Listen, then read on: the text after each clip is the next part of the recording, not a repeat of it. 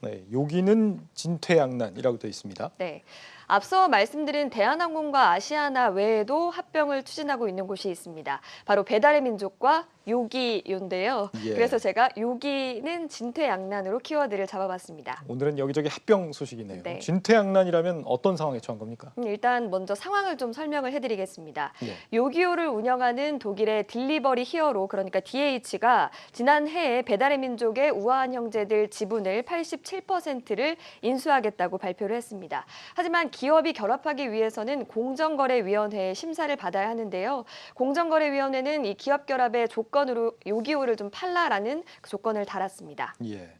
DH 입장에서는 굉장히 좀 당황스러웠을 것 같긴 한데 네. 뭐 이러자고 배민을 인수한 건 아닐 테고요. 그렇습니다. 일단 공정위 입장에서는 독과점 폐해가 우려된다 뭐 이런 입장인데요. 예. 일단 요기요는 한국 배달앱의 2위입니다. 2012년부터 DH가 굉장히 공을 들여온 사업으로 좀 알려져 있는데요.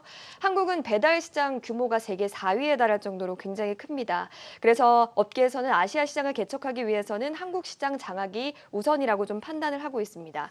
이렇게 키워온 자식 같은 요기요를 DH에게 팔라고 하니까 배달업계에서는 공정위가 사실상 이번 M&A를 좀 불허한 게 아니냐 이런 분석들도 내놓고 있는데요.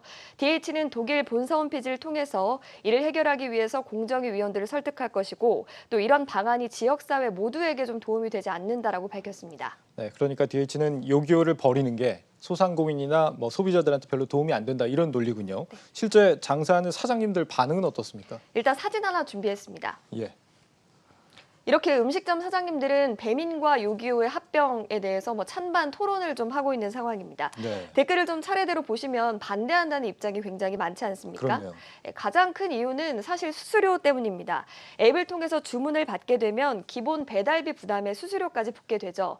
그러니까 배민과 요기요가 합병이 되면 독과점으로 인해서 배달료 인상 같은 부작용이 있을 수 있다라고 해서 반대를 하는 거고 또 불발이 될 경우에도 예전처럼 피 터지게 싸우면서 공짜 쿠폰 등을 남발하는 등의 공격적인 마케팅을 하게 되면 그것 또한 소상공인에게는 좀 출혈이 있을 수 있는 부분이라서 좀 이러지도 저러지도 못하는 상황이라고 판단이 됩니다. 네, 그러니까 합쳐지든 분리되든 뭐 음식점 사장님들한테는 뭐 좋을 게 별로 없지만 그래도 반대가 좀 더 많다.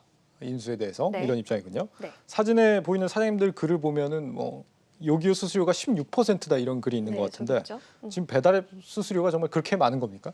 저도 사실 배달앱을 통해서 주문을 할 때는 몰랐는데 많더라고요. 이동주 의원이 분석 자료를 낸 게 하나 있습니다. 예. 이 자료에 따르면 배달의 민족과 요기요, 배달통 등 3대 배달앱의 수수료는 광고료, 중개료, 또 결제 수수료가 포함이 되는데요.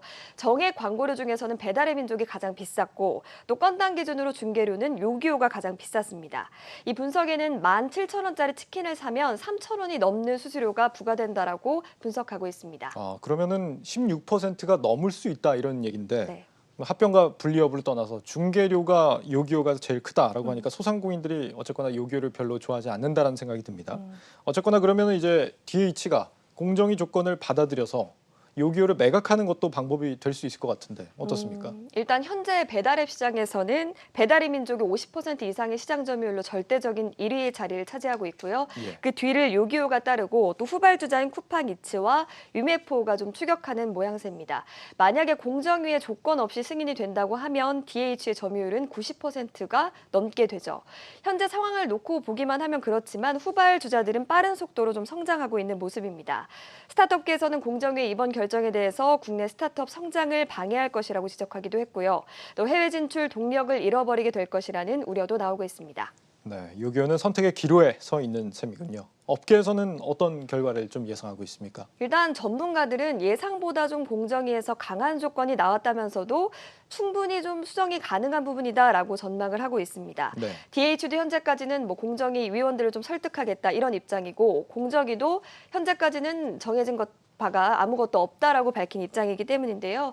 공정위는 다음 달 9일에 전원회의를 열고 DH의 배달의 민족 합병 안건을 좀 상정할 계획입니다. 그런데 지금까지의 사례를 놓고 보면 이 전원회의 전에 이 조건이 변경되는 경우는 없었습니다. 그렇기 때문에 전원회의에서 공정위와 또 DH 간의 날선 공방도 예상되는 상황입니다. 예, 이지호 기자였습니다. 이 기자 잘 들었습니다. 고맙습니다.